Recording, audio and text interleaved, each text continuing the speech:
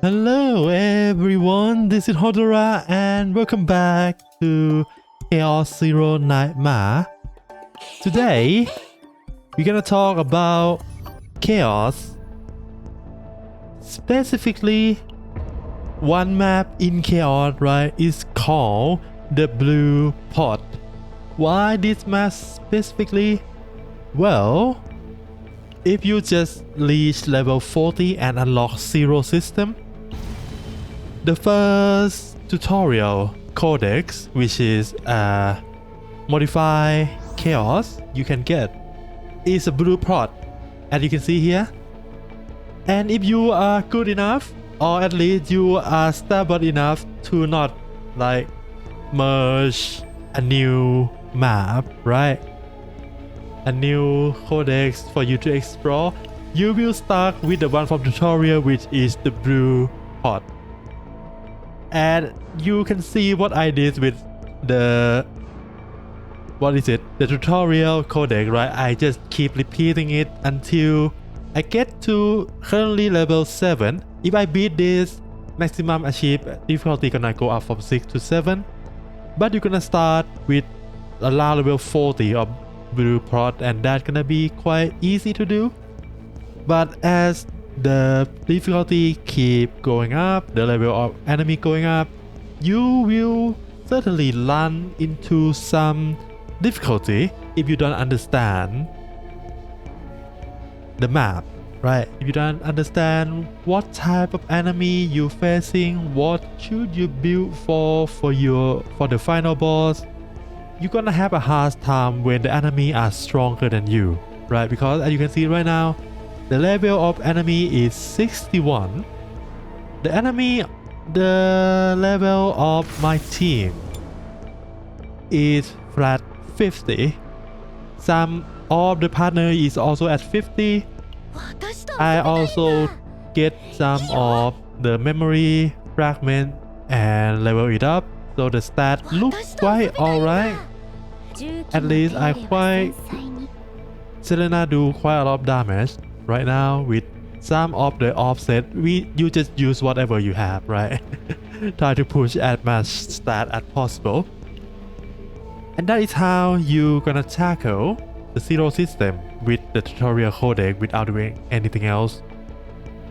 But what are we here today for? I want to talk about each and every event and monster in the map, because I've been stuck in this chaos for couples of days now and I cannot find any other chaos to do, right? Because if you beat the one on blue pot, the next choice you're gonna have are all blue pot, but there is 3 choices for you to choose and it's just gonna keep going up in difficulty and level.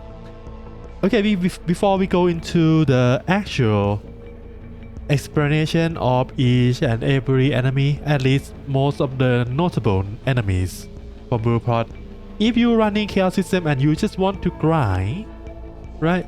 You just want to grind the upgrade, you just want to grind the matrix to get the reward, the easiest thing for you to do is, if you start to think the map is difficult, just re-roll, change difficulty down to the lowest one to 5, and just do that. Re-roll it, change it back to 5, and just do that. Or you can choose a new codex, of course, that's also a possibility. But by doing that, if you can unlock more of the chaos orb to upgrade all of these passive, right? It's just a fast stat, but more stat always good, right? To tackle the higher difficulty map. And the difference between difficulty 5, difficulty 6 in terms of chaos or drop rate is not that much. I think you get around 40, 50, 60, something like that. But the lower difficulty one gonna be easier to do, right? Because the level of enemy gonna be lower. You can just wipe any enemy you met and it will be fine. And that is how you should grind if you want to. If you feel like your team is weak You don't want to farm the memory fragment. Well, just run the easier map. You don't need to run the high level map, right? And yeah, that is basically what I recommend you to do if you are lazy, or at least you just want to enjoy the game casually. Now let's talk about all, well, not all, but notable event and monster in Blue Pot and anything that you can do to counter them. I don't think we have any event that help recover our stress at all on Blue Pot, right? Let me check.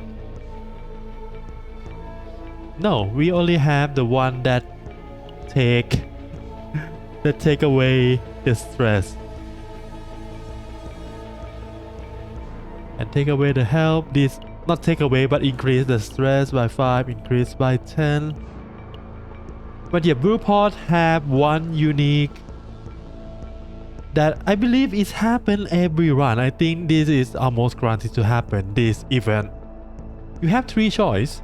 The first one increase everyone's stress by 10 and you're gonna trigger epiphany of your select card, which can be quite nice if you already not, if you don't epiphany your target card.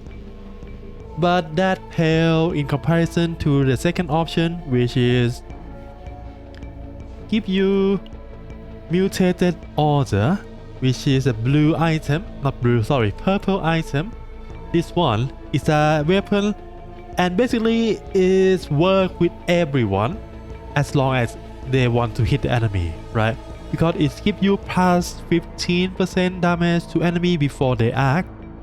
So as long as you hit the enemy before they act, this gonna do plus 15 damage on everything, right? On every type of attack, either it's attack card, either it's extra attack, it's mark or whatever, it's gonna plus 15 to everything. That's good. And of course, because it's purple, the stat is quite high, 68. Compared to the gold. The gold weapon is 62, so it's 6 flat stat. It might not sound a lot, but it's still something. I'm not gonna say it's a lot, it's not a lot, but it's something, right? Yeah, and the event in this one is you just pick the safest option, in my opinion. This one gives you epiphany. There is nothing that can ruin your run so far that I see. You don't need to roll a dice either if you want to get a reward from all of this. You just pick the one that you feel like you want. Another one that is interesting is this, the Watcher. The item that you get from this is a gold item, and you need to take 20% of your HP in trading for that item. The other option is just get epiphany on the selected card. It's not random, you can choose, and I believe that option is a lot better than just get the item, right? Because the item is one-time use. Well, it gives you stat, but is this one? At the start of your 4th turn of the battle, you're gonna do 350% free damage to all enemy, and it's only gonna trigger on the 4th turn. Other than that, it's just 60 HP, which HP is the most useless stat. Compare between the 3, right? Defense still give you healing, still give you shielding, attack, of course the attack. HP is just there. And yeah, that is all for the event. I don't think I have anything to say about the event. There is nothing interesting and there is nothing as rewarding or to chase after. We just take the event node, unidentified area, to avoid fighting, right? Because the monster in this chaos is kinda annoying. Especially even in the common mob, right? Even in the raid node, not the elite one, there is some enemy that are so annoying to deal with. But we're gonna talk about elite first. So Wolfbane is the most simple elite in this map, I think, because it's gonna do a big hit. It's a single big hit. After you play non-attack card for, I think, 4 times, if you don't trigger this fury thing, it will do to survive attack, and that's all. I think there is some downturn that they try to do a debuff or some buff, I don't remember, but it's simple. You just try to kill it faster than it does to you. Let's see the next one. This one is kinda annoying, but I don't see this one as much compared to the Wolfbane. Wolfbane I met is every run. These humanoid beasts I don't melt it at that much. But basically at the start of every turn, increase the cost of random card in your hand. And it stays like that until you use the card, which is kinda annoying.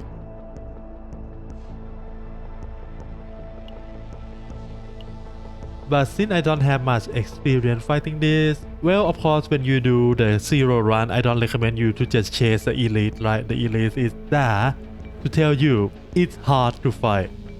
If you want to fight, sure. But one thing that I believe gonna mess up a lot of people is the Dark Rift. This is elite, but it's not a single boss. It's 3 of them. And usually it's gonna be off rotation, right? They do 2 things. They're gonna get a shield and give CZN element card to your deck, or it's gonna attack. There are only 2 actions from this guy, but there is 3 of them, and it's gonna keep rotating between attacking and give you a card and attacking. The problem is 3 of them, 2 of them gonna be on sync and 1 gonna be off rotation. Usually gonna be like that. And if you can't manage to clear them, at least on the one from the sync fast enough, you're gonna get 2 of them attack on the same turn, and that's gonna hurt a lot.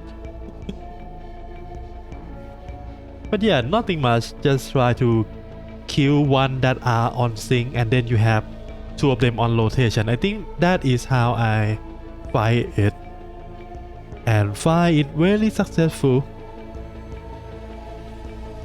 Then again, my team is a counter team. I want enemy to attack me. That's why I want at least 1 of them to attack me every turn. Not 2 of them, right? 2 of them is too much for my shield. And this guy I met is a lot, and it's really easy if you play counter, or you play shielding with counter, something like that. Because this guy do like a bunch of hit, a small attack, but a bunch of them, like 4 or 5, and then the counter gonna just keep punching them in the face. But one thing to keep note about this guy is that when it gives you a bleed card, you need to make sure you remove them by using them from your hand and exhaust the card, right? You don't want to get the bleed into your discard pile, because this thing will gain moral equal to not say that element or curse. It usually just count your bleed card. If you have to bleed in your discard pile, it's gonna get 2 moral every single turn, and it's gonna stack into the number that gonna be unbearable, I guess. But if you keep using the bleed, then it's not gonna do much. I think it do like 40 to 50 per hit, and it do 4 hits, so it's only like 200 damage. Not that much. The shield can basically just neglect all of that, right? These are 4 elite for this type of enemy. Next is this guy, I think. yeah, Chaos Order. I still don't fight Trapper. And 7 Arm is kinda glad to fight. Even Rotten Reaper is also glad to fight. Only thing that I saw is Cultist Arbiter, which is kinda annoying but not that much. It basically just gives you a card that's gonna keep flooding your hand, and if you don't use them, every time you use a card, its action will reduce faster than normal. But usually you meet this guy on the first floor and you shouldn't have trouble with Elite on first floor. Mostly you're gonna have trouble with the enemy on the second floor, right? But to fight this guy, you either keep using their buy card or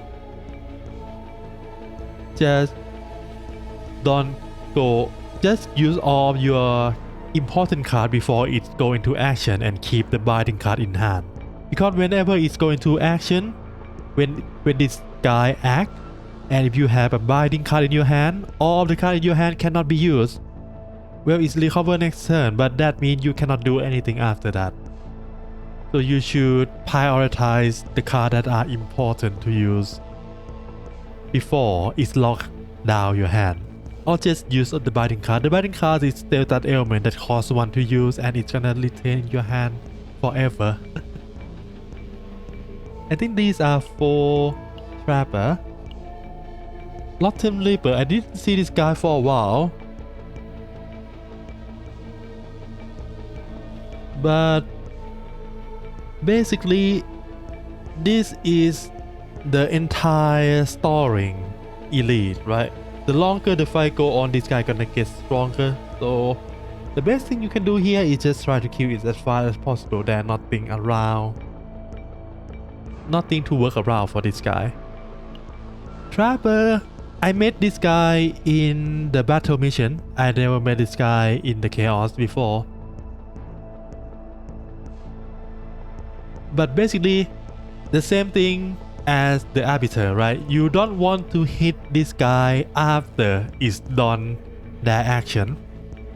If you do that, the trap will not be triggered and you just have a free hit against this guy, because before the action is not that strong. What's strong is if you hit them after they take an action and the trap trigger, you're gonna be in a hell plane. Because those trap is really annoying to deal with. I don't remember actually what.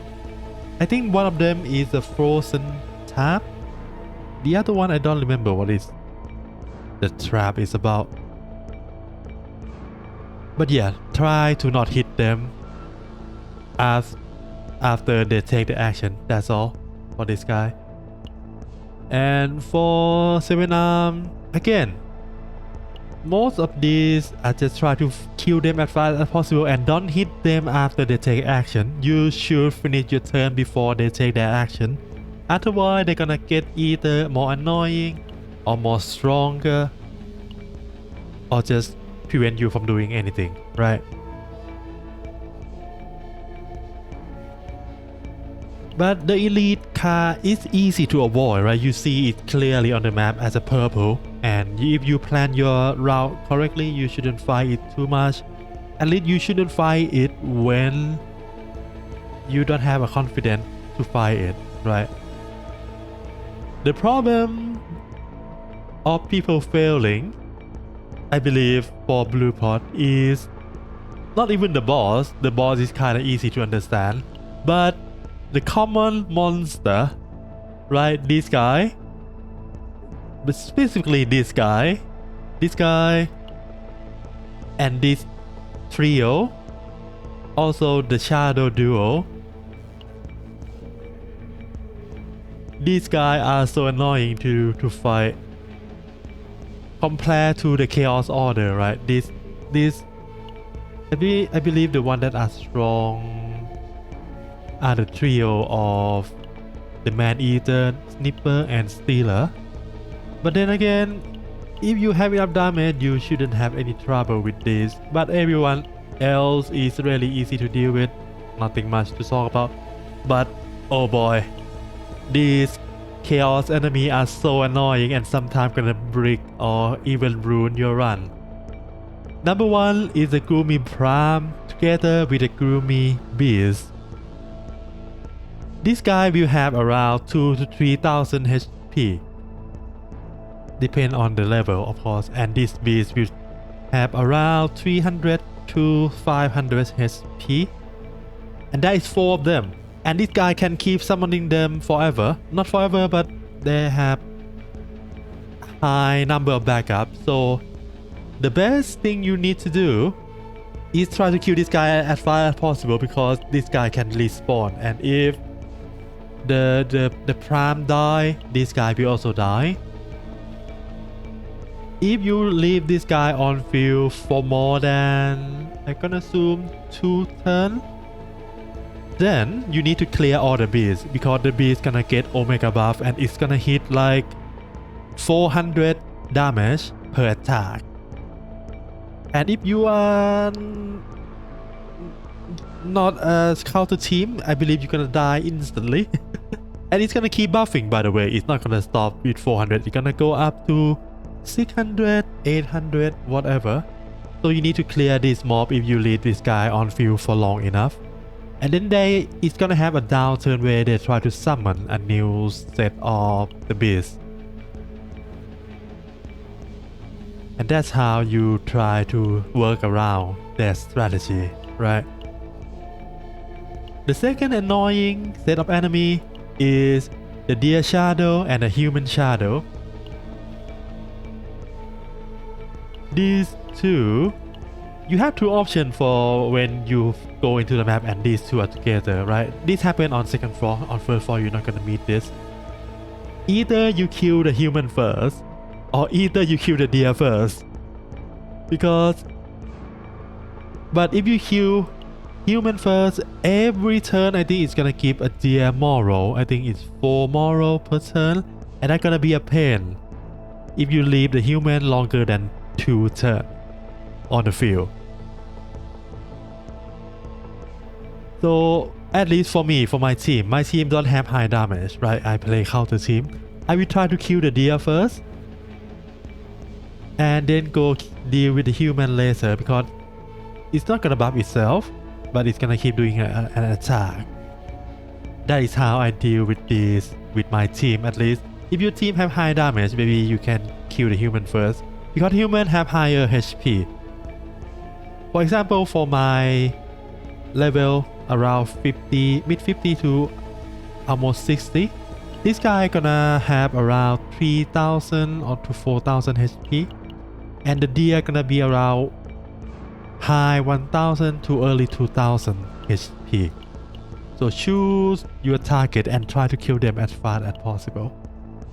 Really simple, right? And the last annoying enemy that I find so far is this thing. This thing, they have 3 of them. Well, if you are the damage dealer, you shouldn't have trouble with this guy, because if you hit their HP to below 70%, they're just gonna keep attacking you. But if you attack them and cannot push it below 70%, every one of them gonna do a buff on themselves, and they're gonna get +4 moral on every one of them. And you can see here, if your last card you use is a buff or a skill, this thing will attack you. If the last card you use is an attack card, this thing will buff itself, and then it's gonna change to fully attack when the HP down below 70%. The problem is this guy HP gonna be around 2000. So even if you push one of them down below 70, right, the other 2 will buff unless you have more AP to use a skill card to change the action back to attack. The main goal when fighting this guy is try to prevent them from buffing themselves. If you cannot kill them fast, the last card you use should be a skill card. You need to plan the order of the card you use so that the last card is a skill and they're not gonna buff themselves. At least that's how I do it, right? I think that is all notable enemy. These guys are easy to deal with. It's really simple. Yeah. Lastly, actually I should put this in the front, but sadly I go from top to bottom. The boss. Well, if you have trouble fighting the boss, then something is wrong with your deck, at least for the first one. The first one is quite easy. You can keep clearing the water ball, right? This thing will not attack you. They're just gonna keep put on the shield for everyone. You either clear the water ball or you just focus on the boss and kill it fast. It doesn't have much mechanic except this one. When they take damage higher than 8% of damage HP, they're gonna use the skill instantly. This is the extra action, and make so that when you use any card in your hand, you're gonna discard another card in your hand, and that's all. You just kill it fast and it doesn't have that much mechanic. The one thing that you need to pay attention to is the boss on the second floor. This guy gonna mess up your run if you don't know or if you don't read that mechanic, right? This guy have two parts. The first part, when they on the first turn, they gonna summon T ghouls, and only one of the ghoul can be damaged at the same time, right? You can only target, or at least you can only damage one of them. The other two will not take any damage. It's gonna go from the leftmost order. The leftmost one is the first one you need to kill, then the middle, then the right. After all ghoul gone, you gonna focus on the boss. But there is two things to consider. First one, every time the ghoul act, it's gonna give the boss, I don't remember the name, but it's basically gonna make so that every turn the boss will have lower number of order until they can act, and that's gonna be a pain. I will talk about that later.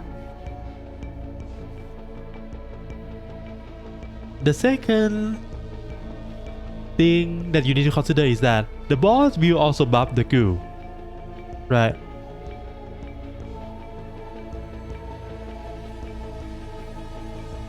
And when the ghoul is strong and it keep on stacking those buffs for the boss, every time the ghoul acts, the boss will get the buff, alright?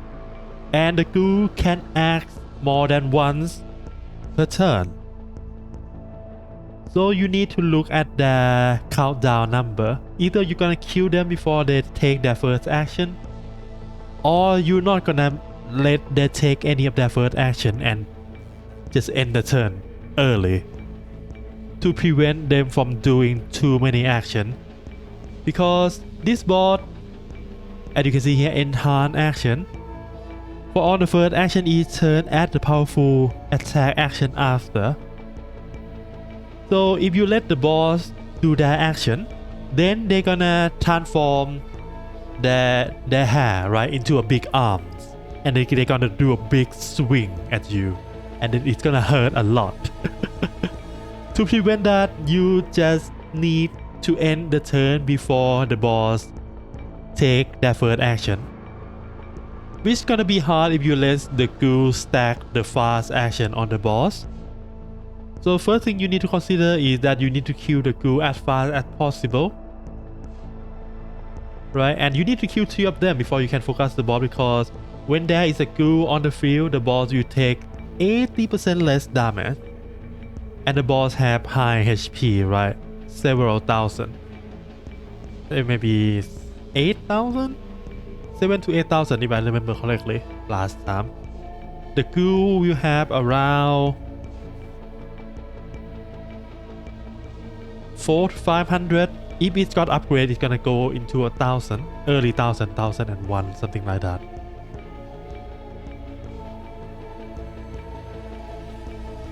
So yeah, that is all you need to do, right? Kill the Goofas. One thing that you can do when trying to do this run, right? You need to grab a certain skill.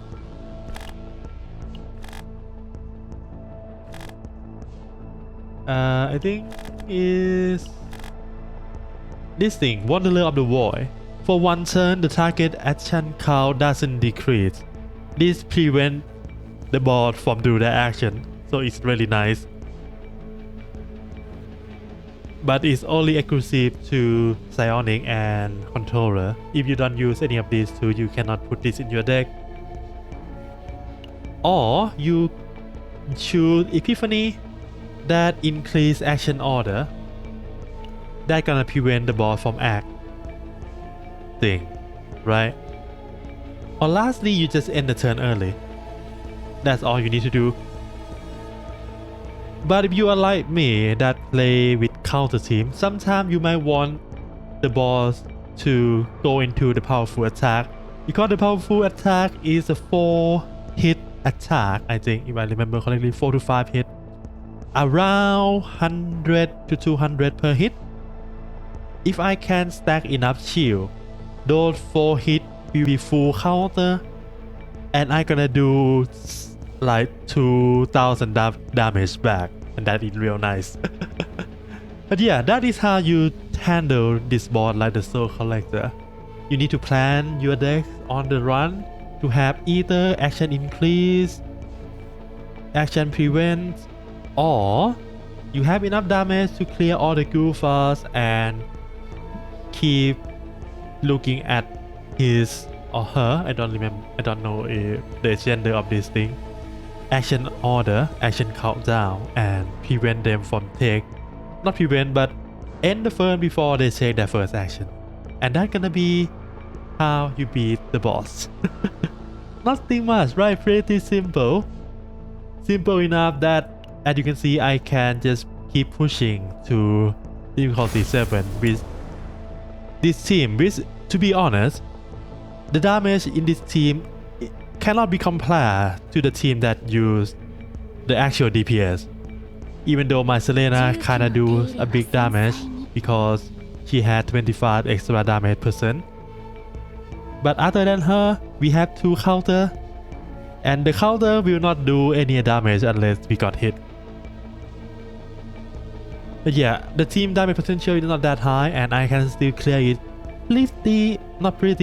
really consistently, because I don't have to make any new core deck yet.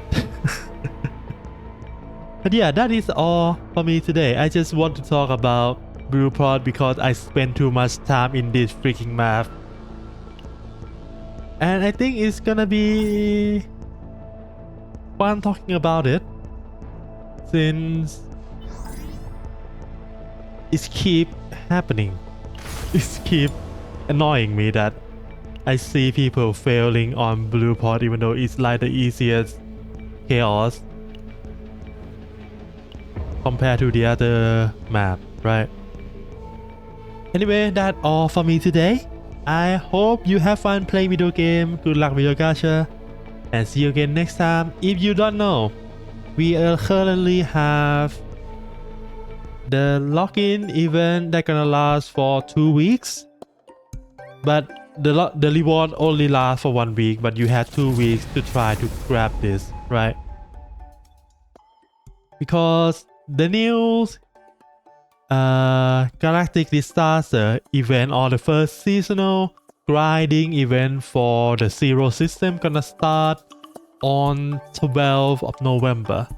Yeah, just want to mention that before we end today's video. Alright, that's all for me today. See you again whenever. For now, bye bye.